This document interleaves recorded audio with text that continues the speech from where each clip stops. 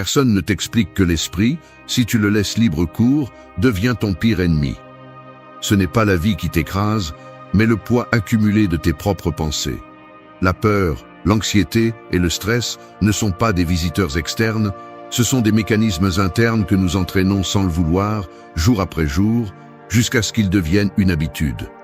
Ce n'est pas facile de l'admettre, mais presque tout ce que tu ressens ne vient pas de ce qui se passe à l'extérieur, mais de la manière dont tu choisis de l'interpréter. Tu peux passer des années à chercher des excuses, à blâmer le travail, ton histoire, les circonstances. Mais la vérité est brutale. Tu continues à souffrir parce que tu ne prends pas la responsabilité de ton filtre mental. Ce n'est pas une condamnation, c'est une opportunité. Les stoïciens l'avaient bien compris. Le contrôle de ton esprit est la seule vraie liberté que tu as. Si tu ne maîtrises pas ta réaction, tu deviens esclave de n'importe quelle nouvelle, de n'importe quel message, de n'importe quel regard d'autrui. La bonne nouvelle, c'est que personne ne naît avec du caractère, cela se forge. La sérénité est une discipline, pas un cadeau. Aujourd'hui, je vais te montrer 8 attitudes que tu peux entraîner chaque jour pour transformer ta relation avec l'anxiété et la peur. Je ne promets pas de formule magique ni de raccourcis faciles, juste des pratiques qui ont survécu des siècles parce qu'elles fonctionnent. La souffrance ne s'élimine pas, elle se transforme en clarté. Ton esprit peut être ta prison ou ton meilleur outil. Décide de quel côté tu te bats. 1. Remets en question chaque pensée avant de la croire. La plupart de tes pensées sont des déchets recyclés et tu le sais. Ce qui traverse ton esprit n'est pas la voie de la vérité, c'est juste la somme de répétitions, de peurs héritées et de phrases que tu t'es lancées sans réfléchir des années auparavant, maintenant déguisées en certitude. Si tu crois chaque pensée simplement parce qu'elle apparaît dans ta tête, tu choisis de vivre comme un esclave d'une machine automatique qui ne fait pas la distinction entre fait et fiction.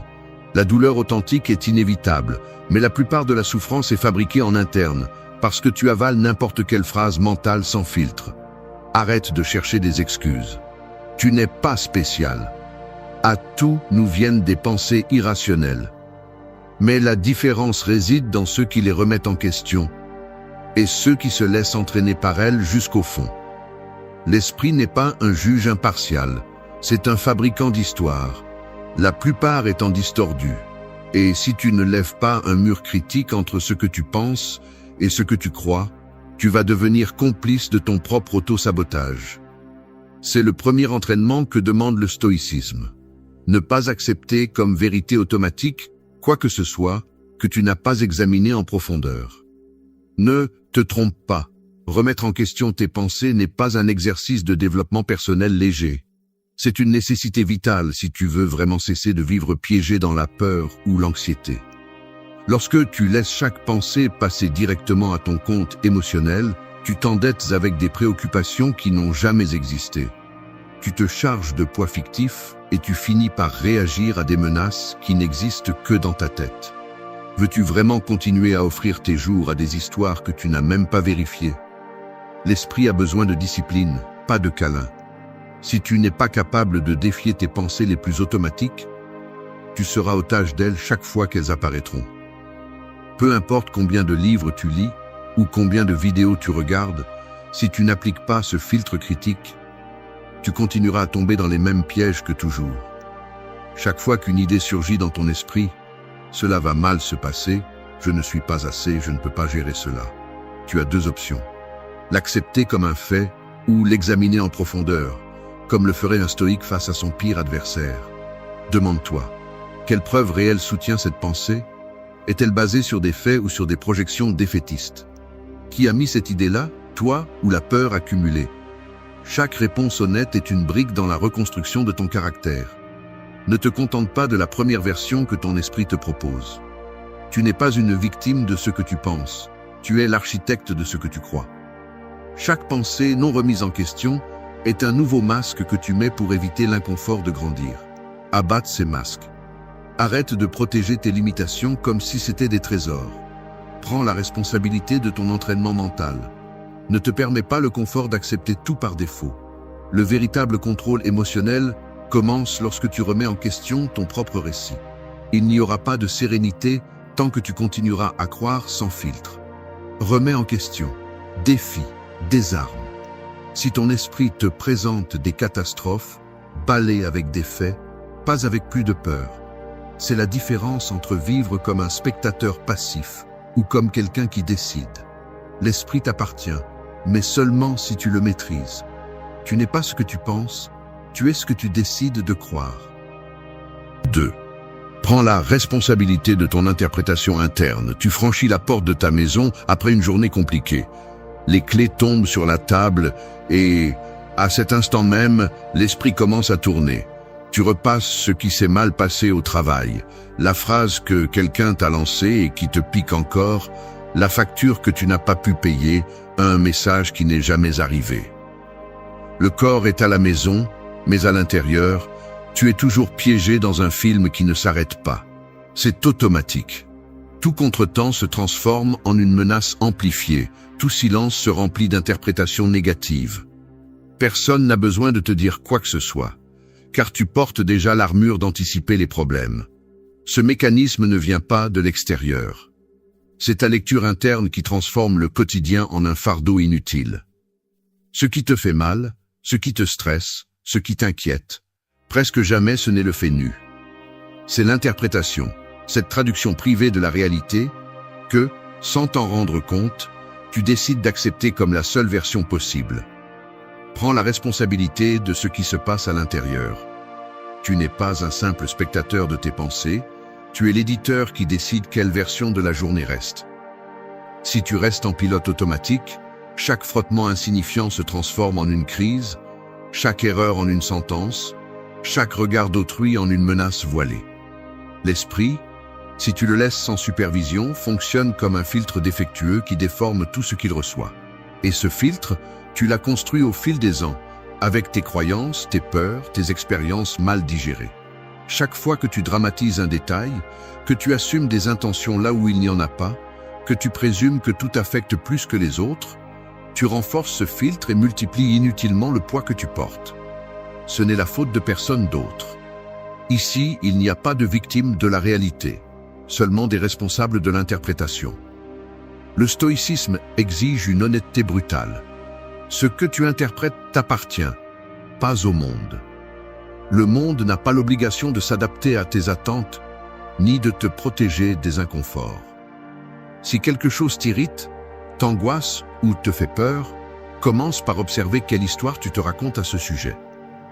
Te dis-tu que tu ne devrais jamais te tromper, que le rejet est insupportable, que l'avenir apportera toujours des malheurs? Ces récits ne sont pas dictés par l'univers, c'est toi qui les fabriques et tu peux les changer. Il y a une différence cruciale entre subir un fait et multiplier cette souffrance par des interprétations automatiques. Tu ne gagneras pas en sérénité en accumulant des phrases toutes faites de développement personnel, mais en acceptant que chaque réaction émotionnelle est une conséquence de ta lecture interne, non de la brutalité des faits. Tu ne peux pas contrôler tout ce qui se passe, mais tu peux toujours choisir comment tu l'interprètes. C'est ça la véritable responsabilité. Cesser de chercher des coupables à l'extérieur et commencer à démanteler cette inertie interne qui te pousse à exagérer, à te victimiser ou à anticiper le pire. Tu n'es pas une marionnette de tes émotions, tu es l'auteur de ton récit mental. Si tu refuses de reconnaître cela, tu continueras à agir comme si le monde te devait quelque chose, ou comme si ton malaise était inévitable. Mais la vérité est autre. Ton interprétation t'appartient et personne ne peut la changer à ta place. Voici une phrase pour te le rappeler. Porter des interprétations toxiques est une décision, pas une condamnation. Être responsable de ton interprétation interne est le pas le plus inconfortable et en même temps le plus libérateur. Cela exige que tu cesses de te justifier, que tu arrêtes l'inertie de tes justifications automatiques et que tu te regardes en face sans détour. Je ne te promets pas que ce sera facile ni rapide, mais je te promets que c'est réel. La liberté émotionnelle n'arrive pas lorsque tout à l'extérieur s'organise, mais lorsque tu es capable de questionner, d'ajuster et de choisir ta propre lecture de ce qui se passe. Le monde continuera d'être imparfait. La différence est de savoir si tu choisis de vivre comme un otage de tes interprétations ou comme le maître de ton esprit. C'est aussi simple que cela et aussi difficile. 3. Affronte de petites peurs chaque jour. Il faut l'admettre.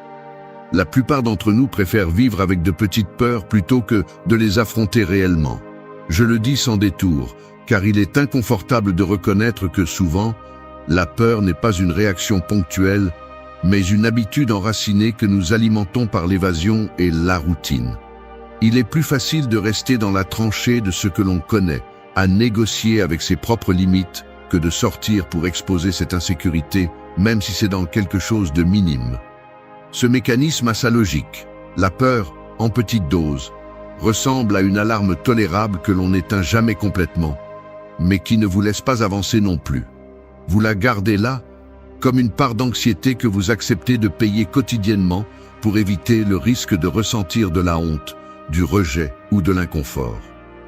Mais chaque fois que vous cédez, que vous choisissez de ne pas regarder de front cette peur concrète, répondre à un appel, exprimer une opinion inconfortable, dire non. Quand quelque chose ne vous convient pas, vous renforcez une structure interne de fragilité. La peur devient partie intégrante de votre mobilier mental et, sans vous en rendre compte, vous commencez à concevoir votre vie autour de ce que vous évitez. Ce n'est pas un hasard. Le cerveau recherche l'économie émotionnelle. Il préfère ce qui est connu même si cela implique de se résigner à une version réduite de soi-même. Vous ignorez l'invitation, vous reportez la conversation, vous remettez à demain la tâche difficile. Tout cela semble mineur, jusqu'à ce que cela devienne votre norme. C'est un mécanisme automatique. Éviter de petits défis aujourd'hui fabrique de grandes barrières demain. La peur grandit proportionnellement à l'abandon de l'action. Chaque décision d'éviter est un investissement dans l'impuissance future. Personne ne se réveille un jour paralysé par la peur de rien. C'est le résultat accumulé de centaines de micro-abandons quotidiens. L'esprit enregistre. Cela, vous ne l'affrontez pas, donc cela doit être dangereux. Ainsi s'installe le cycle. Vous évitez, vous vous sentez soulagé. Mais la prochaine fois, la peur est plus forte et votre muscle de la confrontation plus faible. C'est ici que le stoïcisme devient brutalement pratique. Il ne s'agit pas de forcer de grandes prouesses ni de devenir téméraire, mais de comprendre que la seule façon de réduire le pouvoir de la peur est de l'exposer à la lumière de l'action, même en dose minimale. L'entraînement n'est pas héroïque, il est méthodique. Chaque fois que vous choisissez un petit inconfort plutôt que l'évasion, vous modifiez l'architecture de votre caractère. Ne sous-estimez pas l'effet cumulé d'affronter une petite peur chaque jour. C'est ce qui démantèle l'illusion que la peur est invincible. Vous ne surmonterez pas vos peurs en attendant le moment de vous sentir en sécurité. La sécurité est le résultat, pas la condition préalable. Vous n'agissez avec courage que lorsque vous acceptez que la peur sera là, mais ce ne sera pas elle qui décidera pour vous. Pas besoin de vous jeter dans le vide ni de faire de votre vie un défilé de défis absurdes. L'essentiel est de cesser de donner à la peur l'autorité de définir votre champ d'action. Rester confortable est une dette qui s'accumule. Aujourd'hui, le solde semble insignifiant. Demain, il sera insoutenable. Si vous recherchez la liberté émotionnelle, commencez par le minimum. Envoyez ce message, demandez ce dont vous avez besoin, tolérez le jugement des autres, sans vous justifier. Chaque micro-action est un vote en faveur de votre propre solidité. La peur ne possède que ce que vous n'osez pas regarder. Affronter de petites peurs chaque jour n'est pas une technique. C'est une déclaration d'indépendance. Personne ne va se battre pour vous dans cette bataille. Chaque pas inconfortable est une fracture dans la prison mentale que vous avez vous-même construite. Gagnez votre espace. Grandissez dans le minimum. Parce que le courage ne s'hérite pas, il se cultive. 4. Apprends à vivre avec l'incertitude. Vivre avec l'incertitude ressemble à marcher chaque jour sur un fil tendu qui traverse d'un bâtiment à un autre, mais le fil n'est pas visible. Et en dessous, le vide n'est pas réel, c'est juste la somme de tes projections et de tes peurs accumulées.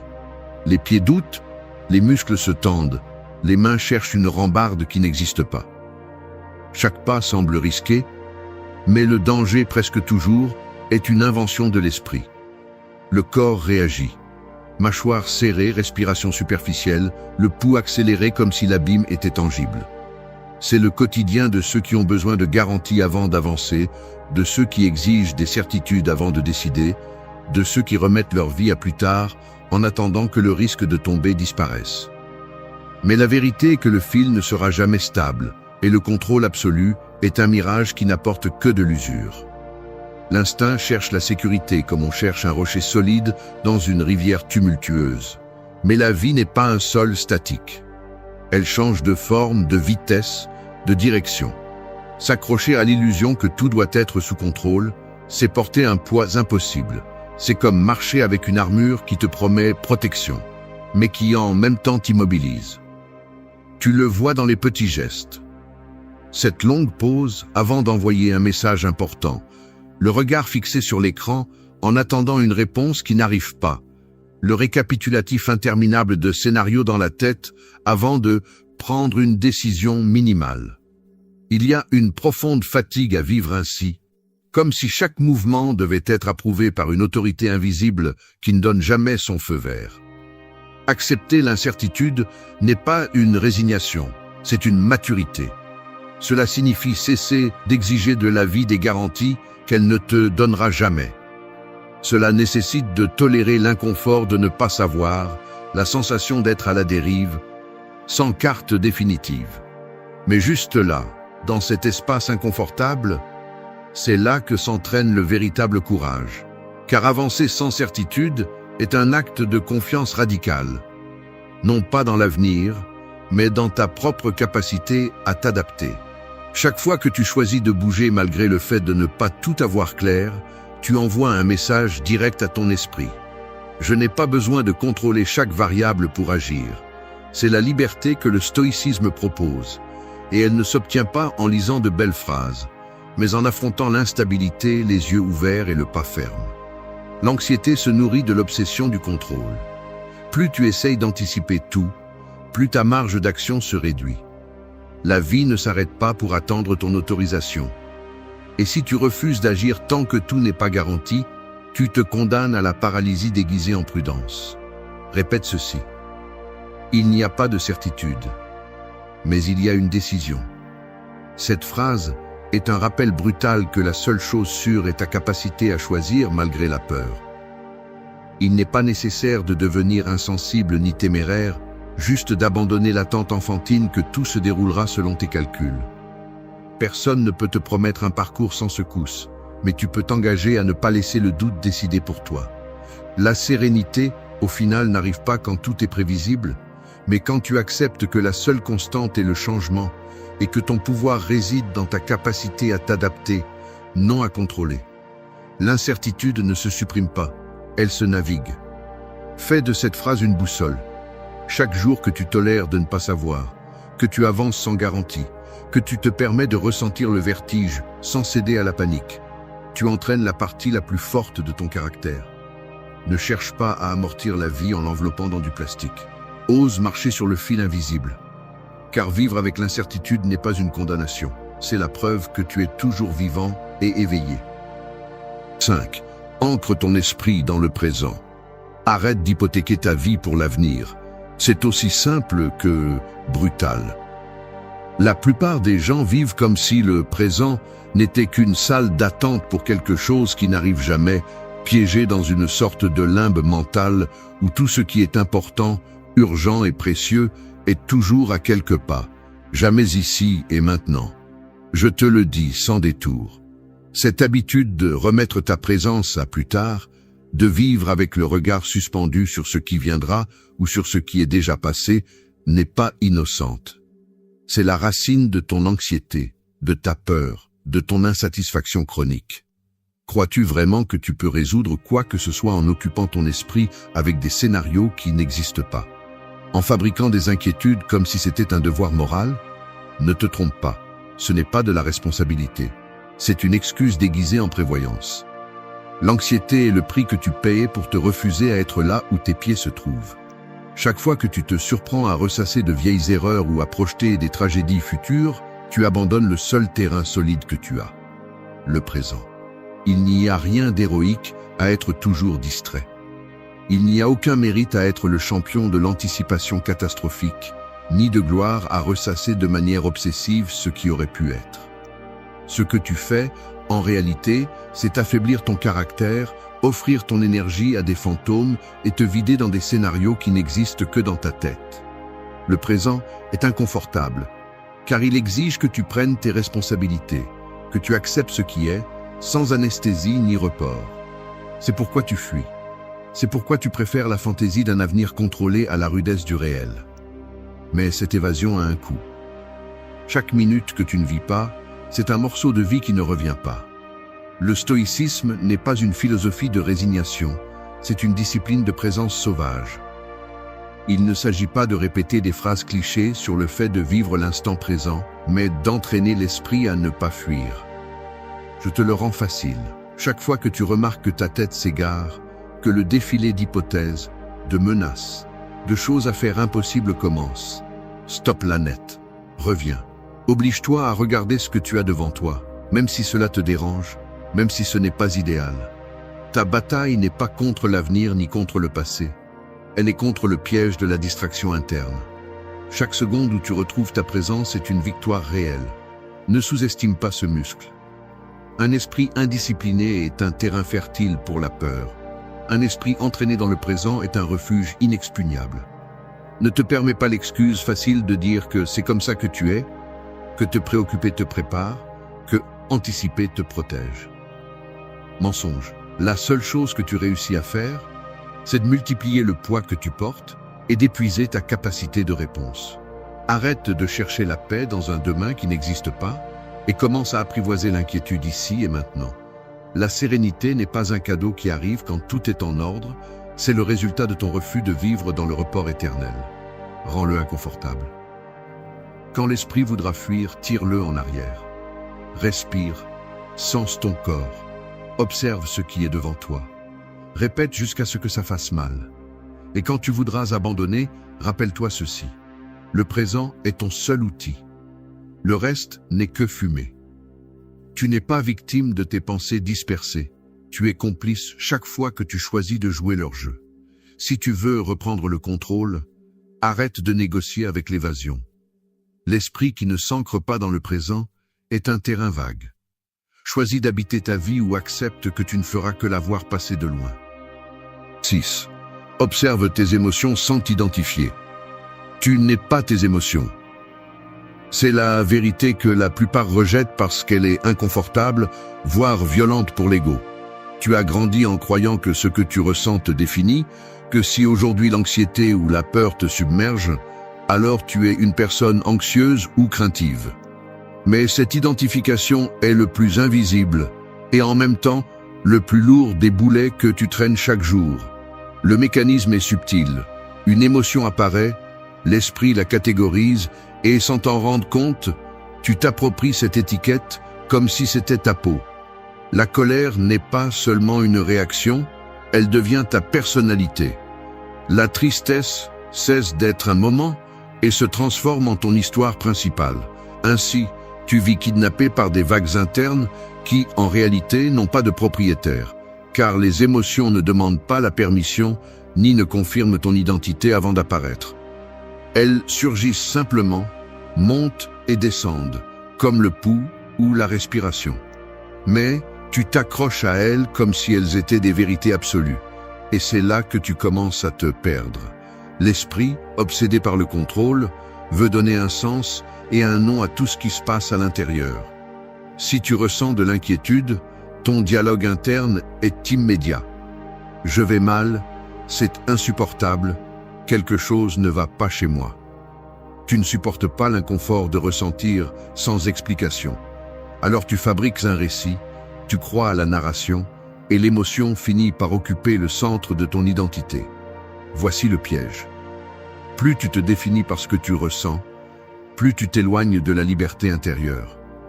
Tu confonds le symptôme avec la cause, la réaction avec l'essence. Tu n'es pas l'anxiété, tu es quelqu'un qui éprouve de l'anxiété. Tu n'es pas la peur. Tu es quelqu'un chez qui la peur apparaît et disparaît. Change le verbe, change la vie. Observer tes émotions sans t'identifier à elles est un acte de discipline mentale aussi exigeant que n'importe quel entraînement physique. Il ne s'agit pas de réprimer ni d'ignorer ce que tu ressens, mais d'apprendre à regarder avec distance, comme celui qui voit passer des voitures depuis le trottoir. Le problème n'est pas de ressentir. Le problème est de construire ta maison sur chaque émotion passagère. Quand tu ne mets pas cette distance, chaque montée émotionnelle te submerge, chaque descente te laisse vide, et tu finis par croire que tu es le va-et-vient même. La maturité émotionnelle commence lorsque tu reconnais. Cela se passe en moi, mais je ne suis pas cela. C'est l'une des phrases que tu devrais te tatouer dans la mémoire. Je ne suis pas mon émotion, je suis le témoin. C'est simple à dire, brutalement difficile à soutenir lorsque l'émotion brûle et que l'esprit demande des réponses immédiates. Le stoïcisme ne dit pas de devenir de pierre ni de nier ton expérience interne, mais d'apprendre à reconnaître la différence entre le visiteur et le propriétaire de la maison. Les émotions arrivent, font du bruit, parfois dérangent tout, mais à la fin, aucune ne reste pour toujours. La clé est de refuser de leur donner le pouvoir de définir ce que tu es ou ce que tu feras.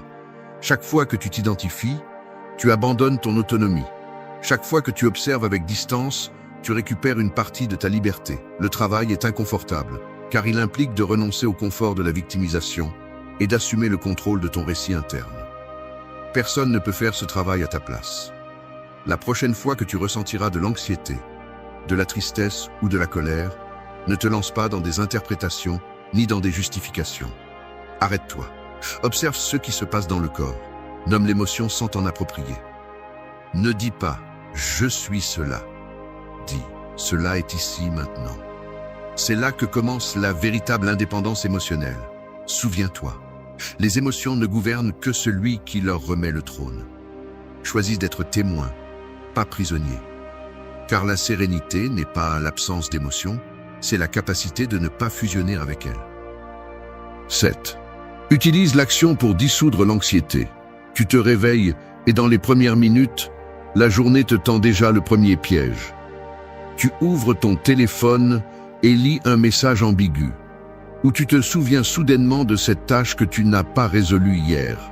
L'estomac se tend, l'esprit commence à fabriquer des scénarios de problèmes, et la sensation d'inquiétude s'installe sans demander la permission. Tu veux penser à autre chose, mais le malaise est toujours là, accroché comme une alarme que tu ne sais pas éteindre.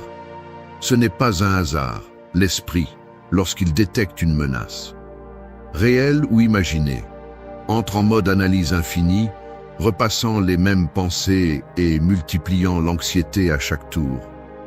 Le corps reste immobile, mais à l'intérieur, tu dépenses de l'énergie à anticiper des conséquences qui n'existent pas encore. Voilà comment fonctionne le cycle. L'inquiétude te paralyse, tu cherches du réconfort dans la pensée, et plus tu y penses, plus le poids que tu portes grandit. L'erreur centrale réside dans la stratégie. Essayer de résoudre l'anxiété depuis l'esprit, comme si penser davantage allait te donner du contrôle. Mais ce mécanisme ne fait que renforcer le problème. L'anxiété est une dette émotionnelle qui ne se paye pas par la spéculation, mais par le mouvement. Les stoïciens le savaient mieux que quiconque. Il ne suffit pas de comprendre ou d'analyser la peur, il faut agir, même si c'est un pas minime, pour que le cycle se fracture.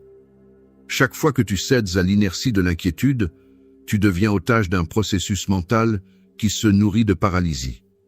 La pensée crée le scénario, l'inaction le transforme en réalité. La clé est de rompre cette séquence par une action délibérée, même si l'esprit crie que ce n'est pas le moment, que tu n'es pas prêt, que tu as besoin de plus de certitude. Observer le mécanisme est fondamental. Lorsque l'anxiété monte, l'esprit cherche des garanties impossibles et reporte toute décision en attendant de ressentir de la sécurité. Mais la sécurité n'arrive jamais par l'attente, elle se fabrique dans le mouvement. C'est un investissement émotionnel. Chaque petite action, aussi minime soit-elle, retire du pouvoir à l'anxiété et renforce ton muscle de confrontation. Personne ne t'apprend cela enfant, mais la seule façon de diluer la peur est de pousser le système à agir.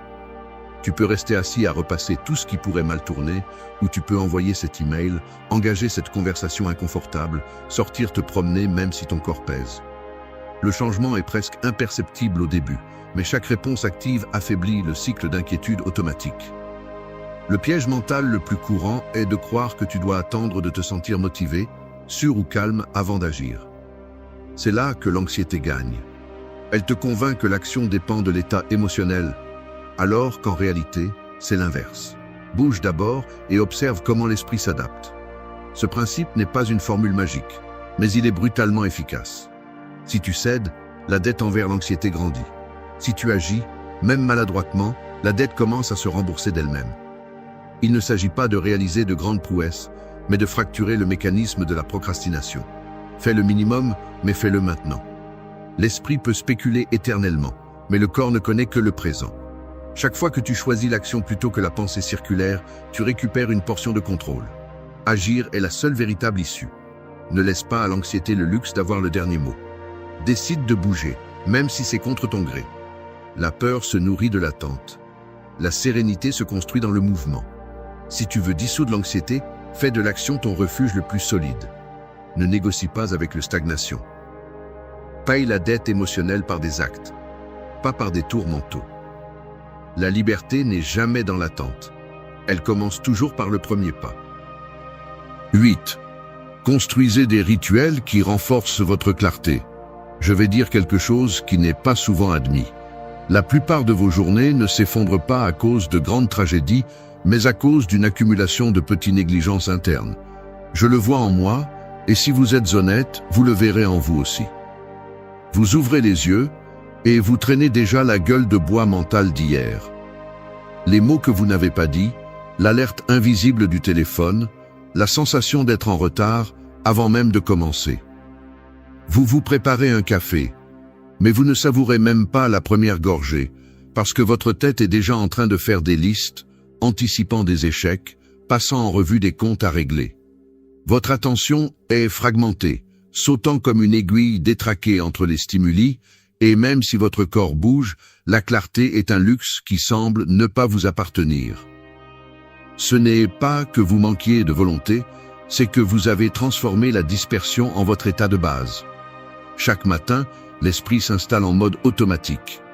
Et quand vous vous en rendez compte, il est déjà midi, et vous n'avez même pas décidé quelle version de vous va piloter le reste de la journée. Ce que personne ne vous dit, c'est que cette brume mentale ne se dissipe pas d'elle-même. Ce n'est pas une question de chance, ni de génétique, ni d'attendre qu'un jour vous vous réveilliez l'esprit clair et la motivation intacte.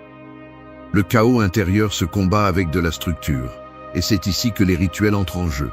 Je ne parle pas de formules magiques ni de copier des routines d'autres dans des livres de développement personnel, mais de la construction délibérée d'ancrage personnel, de petites pratiques qui vous obligent à prendre le contrôle dès le premier instant. Je parle de détails concrets. Laissez le téléphone loin du lit pour ne pas commencer la journée en mode réactif. S'asseoir 5 minutes en silence pour respirer profondément avant de regarder n'importe quel écran. Écrire dans un carnet 2 lignes sur ce que vous voulez soutenir aujourd'hui, même si c'est inconfortable. Chaque geste est une déclaration. Aujourd'hui, je ne laisse pas mon esprit à la dérive. Le corps le ressent. Lorsque vous prenez cet espace, même minime, la tension dans les épaules baisse d'un demi-degré. La mâchoire se détend. Le pouls cesse de courir sans but. C'est presque imperceptible, mais la différence est réelle. Les rituels fonctionnent parce qu'ils envoient un signal clair au système.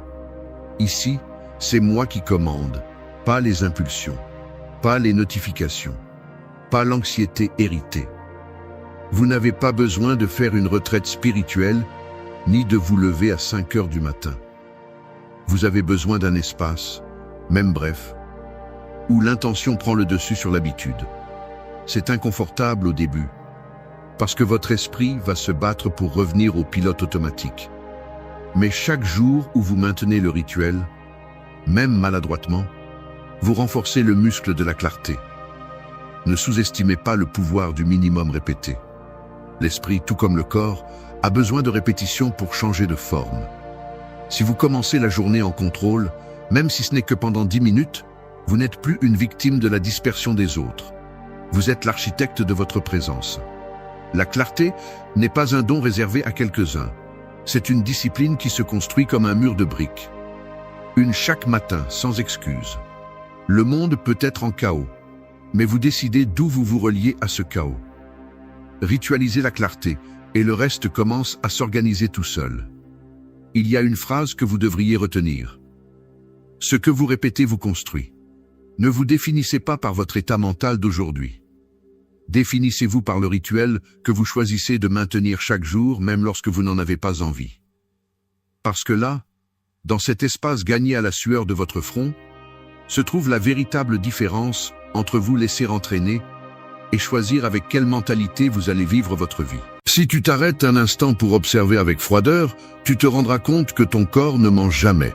L'image que tu projettes, la façon dont tu occupes l'espace, la manière dont ton visage et tes gestes réagissent à la vie quotidienne, tout cela est une déclaration silencieuse de tes décisions quotidiennes.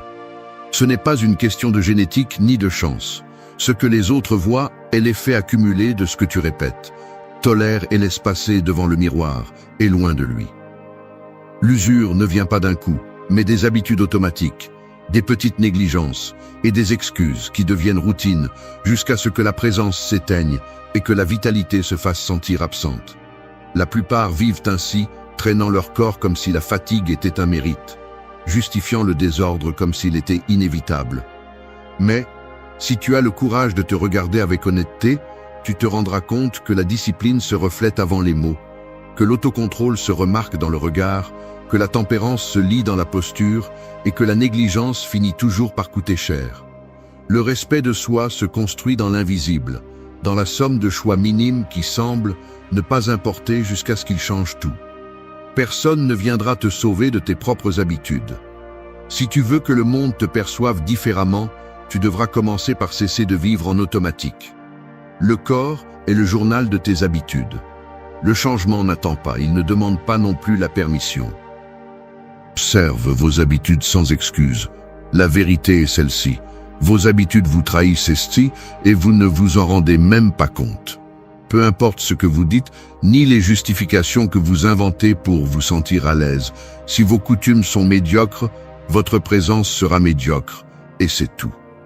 Vous pouvez parler de potentiel, de bonnes intentions, mais la réalité s'impose chaque fois que vous marchez voûté, lorsque votre regard fuyant révèle de la fatigue et du désintérêt, lorsque votre corps transmet l'abandon bien avant que vous n'ouvriez la bouche. Voici la preuve, claire et brutale, de ce que vous êtes vraiment, pas de ce que vous prétendez être. Observez ce que vous faites chaque matin, chaque soir, chaque fois que vous vous laissez porter par le pilote automatique. Il ne s'agit pas de vous diaboliser, mais de voir sans filtre. Combien de fois avez-vous laissé passer le temps devant un écran? Avez-vous reporté les soins de base pour vous-même? Vous êtes-vous réfugié dans la plainte ou dans l'excuse facile? Chacun de ces actes est une décision, et la somme de ces décisions est votre présence, votre visage, votre posture, votre énergie. Vous n'êtes pas une victime de vos circonstances. Vous êtes le résultat de vos choix répétés. Cela vous dérange de l'entendre parce que personne ne veut admettre qu'il entraîne la faiblesse tous les jours. Mais c'est le prix de l'honnêteté. Si vous n'avez pas le courage de regarder vos habitudes en face, alors vous n'avez pas le droit de vous plaindre de la façon dont les autres vous perçoivent. N'attendez pas de respect ni d'admiration lorsque vous ne montrez même pas de respect pour votre corps, votre repos, votre alimentation, votre attitude. Assez de glorifier la fatigue, de justifier le mauvais traitement silencieux que vous vous infligez avec chaque nuit mal dormie, avec chaque repas choisi par anxiété, avec chaque minute offerte au bruit superficiel des réseaux. Si vous voulez vraiment transformer votre présence, cessez de chercher des explications externes et commencez à enregistrer chaque acte quotidien sans anesthésie et sans embellissement. Le premier pas n'est pas de tout changer d'un coup, c'est de regarder avec brutalité, sans filtre, ce qui se passe déjà. Il ne s'agit pas de vous obséder avec la perfection ni de vous punir pour chaque chute. Il s'agit de cesser de vous mentir. Ce que vous niez vous domine, ce que vous observez, vous pouvez le transformer. La discipline n'est pas un don, c'est un muscle. Elle se renforce en regardant la réalité en face, sans faux semblants, sans histoire. Le véritable changement commence au moment où vous êtes capable de vous reconnaître dans vos habitudes, sans excuses, sans raccourcis mentaux. Si vous refusez d'observer, vous répétez la dette encore et encore jusqu'à ce que votre présence devienne un fardeau pour vous et pour les autres. La transformation commence dans l'acte brutal de vous observer, sans justification, sans applaudissement. Personne ne va vous sauver de vos propres routines. Soit vous prenez le contrôle, soit vous continuez à payer le prix de l'inconscience. Ce que vous faites en privé se remarque en public. C'est la loi. 2. Ton corps révèle ce que tu répètes. Tu te lèves et ressens le poids sur les épaules, les paupières encore lourdes, le dos courbé sans même t'en rendre compte. Tu vas directement au téléphone, vérifiant les messages avec un pouls tendu. Et ta respiration n'est qu'un soupir superficiel. Tu te regardes du coin de l'œil dans le reflet de l'écran éteint et le geste est le même qu'hier. Fatigué, distrait, presque absent. Ce petit rituel, si automatique, est la trace de ce que tu répètes chaque jour. Ce n'est pas seulement une posture physique, c'est la manifestation externe de ce que tu portes à l'intérieur, de la somme de tes choix et de tes renoncements. Le corps ne ment pas, il enregistre avec une précision chirurgicale chaque nuit mal dormie, chaque repas qui ne cherche à combler des vides, chaque pensée que tu choisis de laisser sans réponse. La tension dans la mâchoire lorsque tu tais ce qui te dérange, la rigidité des épaules chaque fois que tu fais le fort, le regard qui évite trop parce que tu crains de voir ce qu'il y a derrière. Le corps est l'archive de tes répétitions. Tu ne peux pas séparer ce que tu fais de ce que tu es. Il y a une inertie derrière les gestes quotidiens, une résistance subtile qui s'installe dans la façon dont tu marches, dans la manière dont tu t'assois, dans cet élan de vérifier ton téléphone pour ne pas rester seul avec tes pensées. La fatigue n'est pas seulement physique, elle est émotionnelle. La lassitude de ne pas te mettre de limites, de dire oui quand tu veux dire non, de céder du terrain à la paresse, à la plainte, au récit de victime. Le corps absorbe tout et finit par communiquer ta vérité aux autres avant même que tu prononces un mot. Si tu insistes pour alimenter des habitudes qui te drainent, le reflet sera inévitable. Tu te verras et te sentiras de plus en plus petit, plus terne, plus éloigné de ton propre respect. Le véritable conflit est interne. Ce n'est pas ta génétique, ni l'âge, ni les vêtements, ni le contexte. C'est la somme de tes répétitions silencieuses, celles qui te volent de la vitalité sans que tu ne t'en rendes compte. Certains attendent un changement dramatique, une révélation, mais la réalité est beaucoup plus simple. Chaque fois que tu répètes une habitude médiocre, tu entraînes ton corps à la résignation. Et chaque fois que tu choisis, ne serait-ce qu'une seule fois par jour, de redresser le dos, de regarder droit devant, de respirer profondément et d'agir en pleine conscience, tu inities une fracture dans ce cycle. Le corps apprend vite, tant la faiblesse que la force. Ton corps révèle ce que tu répètes, et les autres le perçoivent même avant toi. Si tu veux changer la perception, commence par changer la répétition. Il n'y a pas de raccourci, juste la constance de ce qui est simple. Ce que tu répètes te définit. 3. Corrige ta posture, change ton message. Je te confie quelque chose d'inconfortable. Parfois, même quand je sais que je devrais être droit, conscient de ma présence, je me recroqueville à nouveau comme si, au fond, je voulais me cacher du monde. Ce n'est pas de la paresse physique. C'est une sorte de réflexe accumulé. Comme si le corps apprenait à se protéger en baissant la garde, en voyant le mauvais message à tous, même à moi-même. La posture n'est pas seulement l'endroit où repose ta colonne, c'est le résultat final de milliers de petites décisions mentales que tu as laissées s'automatiser. Le véritable problème apparaît lorsque tu ne reconnais pas cet automatisme comme un choix, mais comme un fait inévitable de ta personnalité, comme s'il était hors de ton contrôle. Lorsque tu marches avec les épaules affaissées ou le regard baissé, ton corps communique avant toi le message de reddition, d'épuisement, que ta vie intérieure cède du terrain face au monde extérieur. Et même si tu t'efforces de parler avec assurance, même si tu prépares des discours ou essayes de convaincre, ta présence physique a déjà rendu le verdict bien avant. L'autoperception devient prophétie et les autres ne font que la confirmer. Changer la posture peut sembler une recommandation superficielle jusqu'à ce que tu comprennes à quel point cela affecte la perception que tu as de toi et celle que les autres reçoivent. Il ne s'agit pas seulement de santé physique ou de mieux paraître sur les photos. C'est une question de message, d'autorité interne, de respect de soi. Le corps est un canal de communication qui ne ment pas. Chaque fois que tu corriges ta posture, tu n'ajustes pas seulement des muscles, tu ajustes le message que tu envoies à ton environnement et à ton cerveau. redresser le dos, détendre la mâchoire, ouvrir la poitrine, relever le regard. Ces gestes simples, répétés avec intention, désactivent peu à peu la narration silencieuse de la défaite. L'esprit associe la posture à l'état émotionnel et vice-versa. Si le corps se plie, l'esprit se rend. Si le corps s'affirme, l'esprit s'active. Chaque ajustement conscient est une fracture dans l'automatisme de la résignation. Ce n'est pas de la magie, c'est de la biologie et un entraînement mental. N'attends pas de te sentir sûr de toi pour corriger ta posture. C'est l'acte de la corriger qui entraîne la sécurité. Le respect commence par le corps que tu habites. Si tu choisis de laisser l'inertie décider de ta posture, ton message sera toujours celui de la faiblesse apprise. Mais si tu décides d'intervenir, même si cela te met mal à l'aise au début ou semble artificiel, tu commences à réécrire le scénario interne que tu as répété pendant des années. Le contrôle commence par ce qui semble le plus simple, la façon dont tu habites ton corps. Tu ne peux pas contrôler l'opinion de quiconque, mais tu peux contrôler le message que tu délivres avant de parler. La présence est message. Le corps crie ce que la bouche tait. 4. Respire profondément avant de réagir. Pense à un ressort comprimé à son maximum, tendu sous la surface et prêt à sauter. Ainsi, bien souvent, tu traverses la vie. Les épaules légèrement raides, les doigts serrant le téléphone, la mâchoire fermée jusqu'à laisser une marque. À l'extérieur, à peine un geste.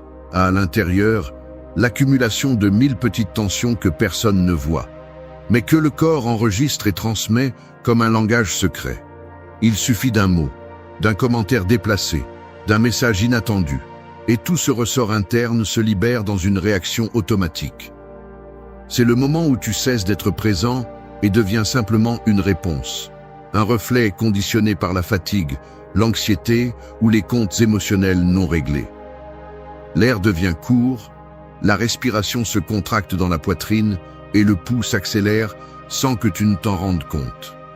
À cet instant, le contrôle n'est plus à toi. Il appartient à l'habitude, à la réaction apprise, à cette dette nerveuse que tu ne payes jamais et qui se réclame toujours sous forme de mots que tu regrettes ensuite, de gestes brusques ou de silences chargés de ressentiment. Mais tout change dans le bref espace entre le stimulus et la réaction. Cette marge, bien qu'elle semble minime, est le seul terrain véritablement à toi. Ce que tu fais là détermine si tu deviens esclave de tes impulsions ou maître de ta présence. Respirer profondément avant de réagir n'est pas seulement une recommandation de manuel de développement personnel, c'est une fracture réelle dans le mécanisme de l'impulsivité. C'est l'acte, simple et concret, de reprendre le contrôle sur toi-même quand tout pousse à le perdre. Sens comment l'air entre par le nez, descend, remplit l'abdomen, se dilate dans la poitrine. Sens comment, en expirant, tu desserres le poing, relâches le cou, déverrouilles la mâchoire. Le monde peut être en feu autour de toi, mais ta respiration est l'encre qui te ramène au présent. Tu ne peux pas contrôler ce que les autres disent ou font, mais tu peux décider comment répondre. Cette pause est un pouvoir. L'autocontrôle commence au diaphragme.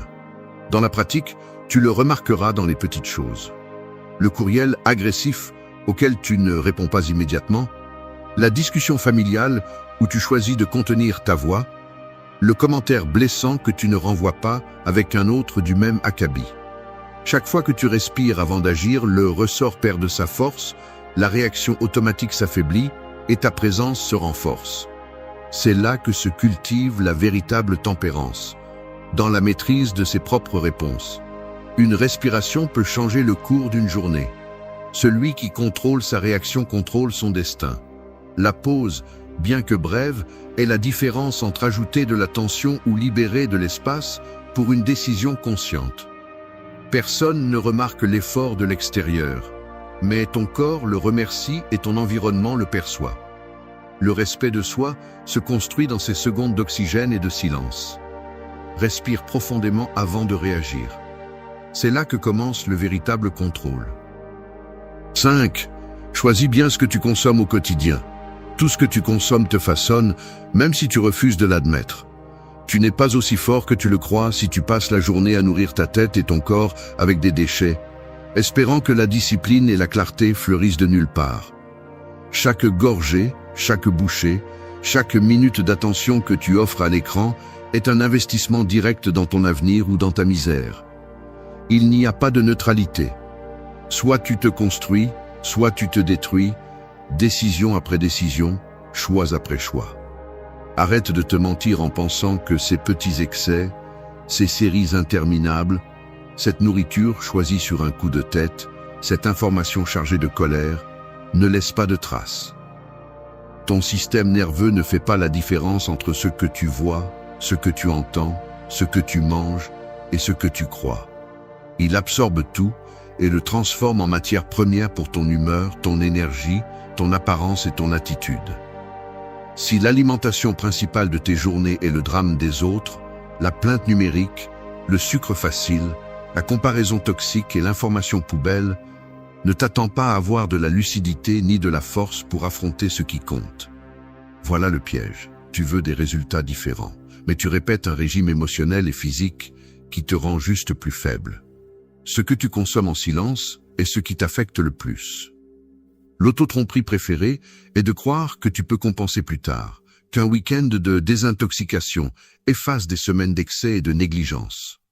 Ça ne fonctionne pas comme ça. Le corps et l'esprit sont comme un compte bancaire. Ils retirent et retirent jusqu'à ce que le découvert arrive. Et quand il faut payer, la facture est lourde.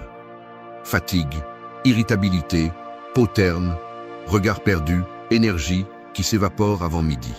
Si tu n'as pas la volonté de filtrer ce qui entre dans ton organisme et ta tête, ne te plains pas si ton reflet est une version médiocre de toi-même.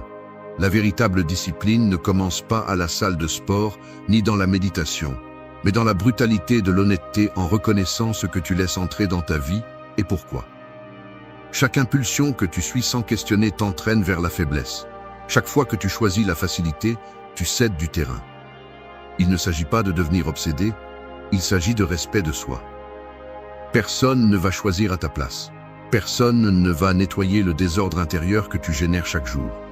Si tu veux vraiment de la présence, de l'énergie et de la clarté, tu dois être implacable avec ce que tu consommes. Information, nourriture, images, conversation. Ce que tu laisses entrer définit ce que tu projettes. Ton filtre est ta frontière. Si tu ne le renforces pas, tout ce qui est extérieur t'envahit et te transforme en un reflet du pire de l'environnement. Choisis bien ou sois dévoré par ce que tu choisis mal. Ta présence commence par ce que tu permets de te nourrir. C'est la loi. 6. Prends soin de ton sommeil comme de ta parole.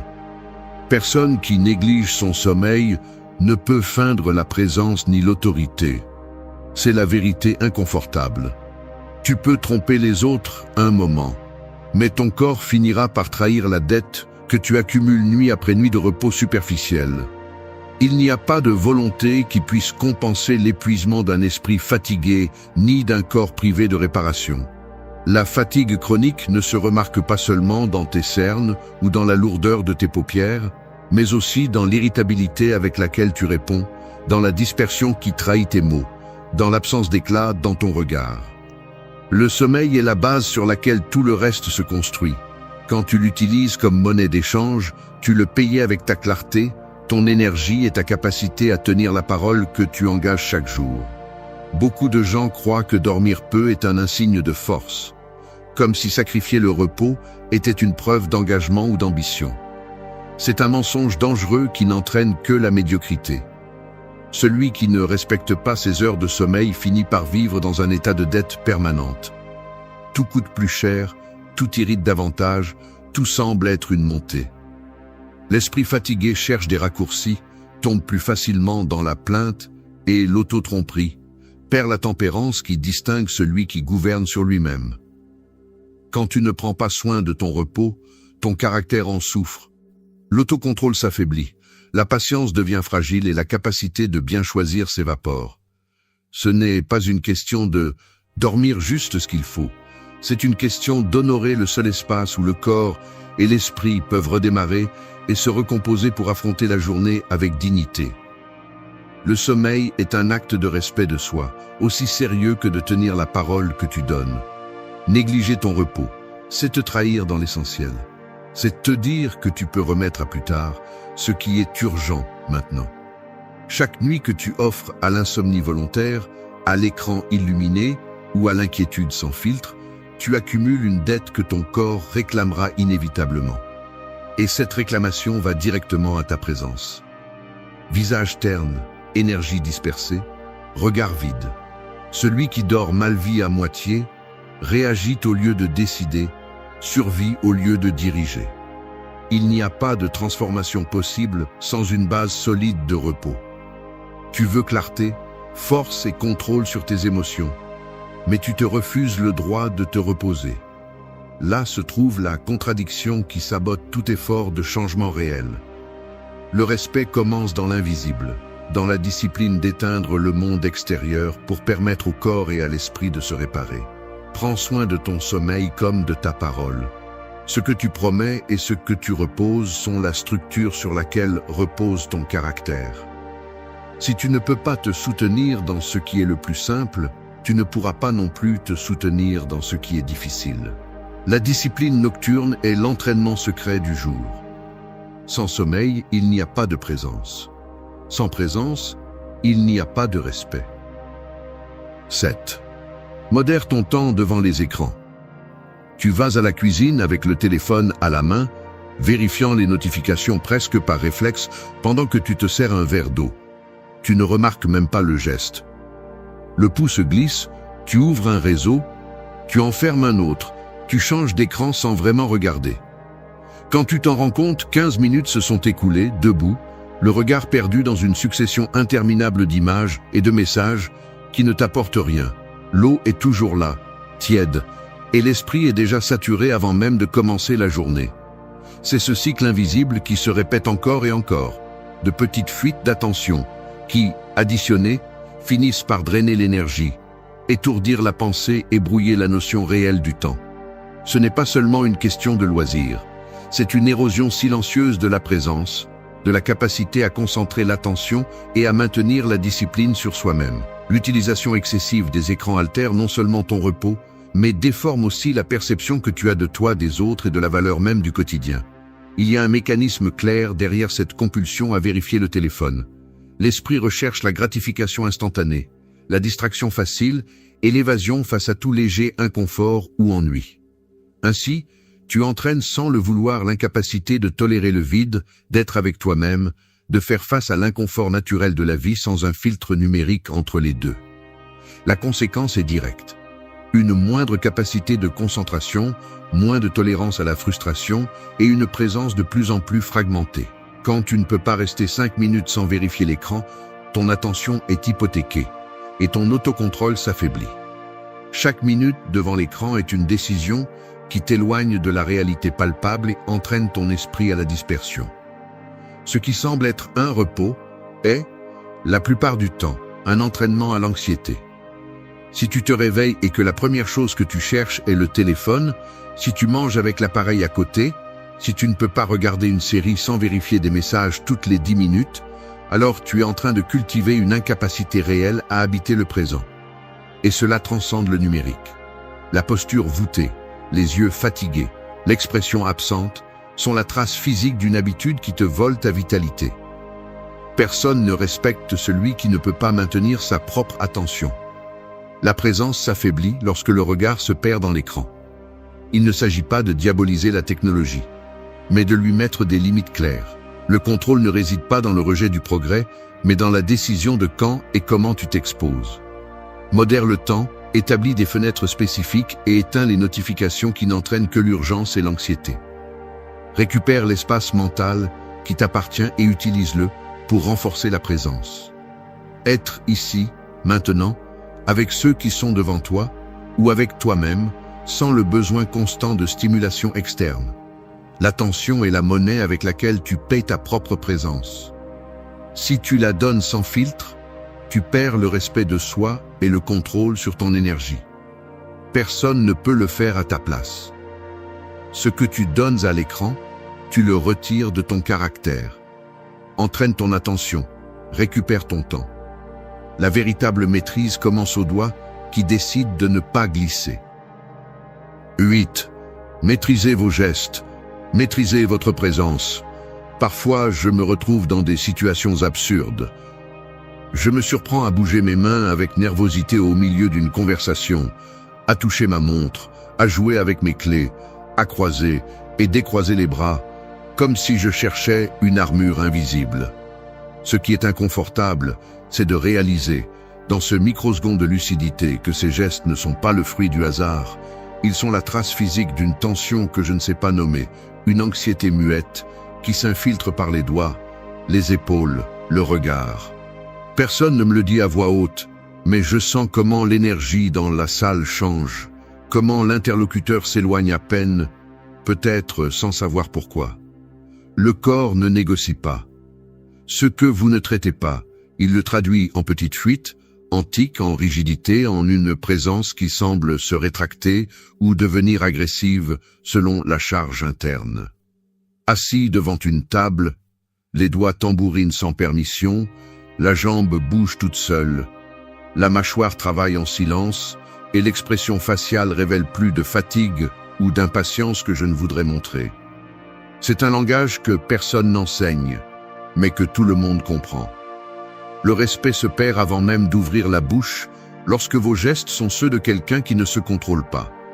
La vérité, c'est que vous ne pouvez pas maîtriser votre présence si vos gestes vous trahissent à chaque instant.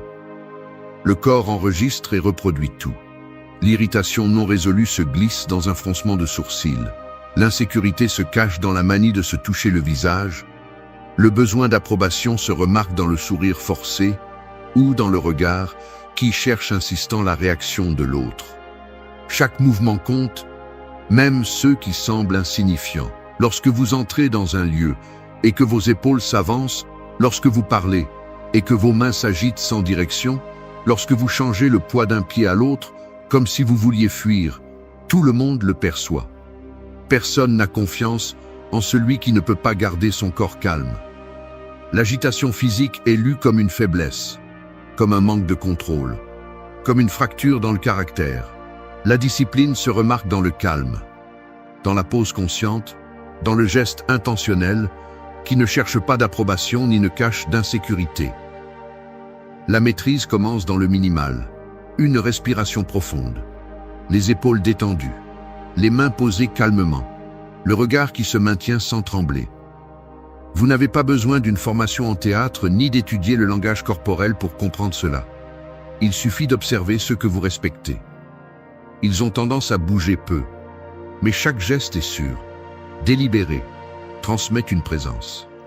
L'autocontrôle s'entraîne dans la répétition de ces petits détails. Choisir de ne pas se gratter la tête à chaque silence, maintenir le dos droit même lorsque l'esprit se distrait, soutenir le regard en parlant et en écoutant. Le corps apprend autant l'agitation que la fermeté, ce que vous répétez vous définit. Là où il y a contrôle des gestes, il y a autorité interne. Votre énergie cesse de se disperser et commence à graviter, à créer un espace de respect silencieux. Ainsi se construit la véritable présence. Geste après geste, jour après jour, jusqu'à ce que le corps ne trahisse plus le message. Contrôlez vos gestes et vous dominerez votre présence. Personne ne respecte celui qui ne sait pas se tenir lui-même. 9. Parle moins, transmet plus par des actes. Une machine rouillée n'a pas besoin d'annoncer sa détérioration. Chaque grincement, chaque retard, chaque réponse lente est déjà une confession. C'est ainsi que tu fonctionnes lorsque tu parles plus que tu n'agis, lorsque tu répètes des promesses et des théories, tandis que tes actes restent bloqués dans l'inertie. Le monde ne bouge pas à cause de tes mots, il bouge à cause de l'évidence brutale de ta conduite.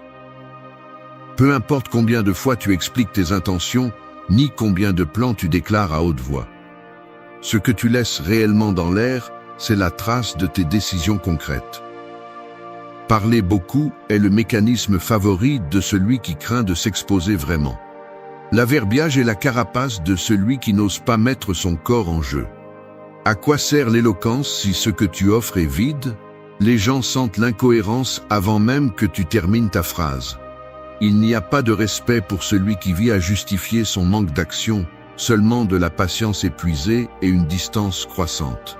Si tu veux une présence réelle, tais-toi avant d'expliquer ce que tu feras et mets-toi à le faire. Ton corps, tes horaires, tes gestes et ton énergie quotidienne sont le seul discours qui compte. Chaque minute que tu passes à te convaincre ou à convaincre les autres est une minute volée à la transformation. La discipline ne se prêche pas, elle se démontre. Le respect de soi non plus ne se déclare pas. Il se construit dans chaque acte accompli en silence, dans chaque limite, que tu maintiens même si personne ne l'applaudit. Celui qui a besoin d'expliquer trop ce qu'il fait, c'est parce qu'au fond, il sait qu'il ne fait rien de pertinent. L'autorité se reconnaît dans la simplicité de celui qui agit et laisse les résultats parler. Ceux qui impactent vraiment ne perdent pas de temps à raconter, ni n'ornent chaque effort minime de mots grandiloquents. Ils se déplacent, ajustent, corrigeant et avancent, sans chercher des regards d'approbation. Le piège est dans l'auto-justification. Lorsque tu te surprends à parler plus que nécessaire, examine avec une brutalité honnête si tu compenses l'absence de fait. Le corps trahit le charlatan. Les épaules se haussent, le regard cherche de l'attention, le ton monte et descend en essayant de couvrir le vide de fond. Ne te trompe pas, personne ne se souvient des discours. Ils se souviennent de l'effet que ta conduite laisse sur l'environnement.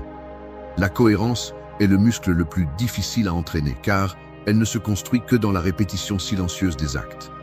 Moins de mots, plus d'exemples. C'est la ligne de démarcation entre la médiocrité et le respect. Si tu veux laisser une empreinte, arrête de parler autant et fais ce que tu dois faire sans l'annoncer. Les mots sont superflus lorsque les faits pèsent. La présence est une action soutenue, pas un discours interminable. Ce que tu fais sans dire est ce qui transforme réellement ta vie et celle de ceux qui t'entourent. 10. Fais de la constance ton identité. Ce que tu répètes chaque jour finit par être ton vrai nom. Il n'y a pas de raccourci. La constance n'est pas une qualité optionnelle, c'est la structure invisible qui soutient ce que tu es, même quand personne ne regarde. À l'intérieur, tu sais que chaque petite décision s'accumule, que ce que tu choisis de tolérer une fois sera plus facile à justifier demain, et que chaque renoncement à l'important t'entraîne vers l'abandon déguisé en confort. Le problème, c'est que l'esprit cherche toujours des excuses. Il te dit qu'aujourd'hui est l'exception, que demain tu vas vraiment commencer, que ce n'est pas grave si tu relâches un peu. Ce dialogue interne, si séduisant et raisonnable, est le piège le plus ancien. Le mécanisme est subtil. Chaque fois que tu te permets un écart en sachant que cela va à l'encontre de ce que tu veux construire, ta confiance en toi s'érode, comme une petite dette qui semble insignifiante mais s'accumule jusqu'à devenir impayable. Derrière cette résistance à la constance se cache une croyance invisible. Que l'effort soutenu est seulement pour ceux qui sont nés disciplinés et que tu manques de quelque chose d'essentiel. C'est un mensonge. Ce n'est pas un trait génétique, ni un privilège réservé à quelques-uns, c'est une pratique qui se cultive. Et au début, oui, ça fait mal. Parce que défier l'impulsion de renoncer exige de regarder en face tout ce que tu as permis de s'installer en mode automatique. L'inconfort est le prix à payer. Quand tu fais face à cette fatigue mentale qui te murmure d'arrêter, quand le corps demande le vieux refuge de l'évasion, c'est là que se joue ton identité. La constance n'est pas épique, c'est la somme de petites répétitions inconfortables, de choisir encore et encore ce que tu sais te construit même si personne ne l'applaudit. Le respect de soi se forge dans ces heures grises, où personne ne fait d'applaudissements, où il ne reste que ta parole et ta capacité à la maintenir. La réalité est que ce que tu fais par routine se transforme en la base de ta perception de toi-même. Si tu entraînes la constance, même dans les plus petites choses, la façon dont tu te lèves, la manière dont tu prends soin de ton corps, la limite que tu mets à ton temps, l'esprit commence à te croire. Chaque acte accompli est un investissement. Il ajoute du respect, renforce ton caractère, te donne une structure interne qui ne dépend ni de l'approbation ni de l'état d'esprit du jour. La discipline ne semble pas glorieuse, elle semble rude au début, mais avec le temps, elle devient un refuge, une source d'énergie qui n'a pas besoin de témoins. Celui qui répète renforce, celui qui improvise se perd. Fais de la constance ton identité et le monde cessera de te percevoir comme une coïncidence. Tu n'es pas ce que tu fais parfois, tu es ce que tu répètes sans abandonner. Ta parole n'a de valeur que si tu es capable de la maintenir quand personne ne te regarde. C'est la différence entre le respect et l'autocompassion. La constance n'est pas pour impressionner, c'est pour ne pas te trahir.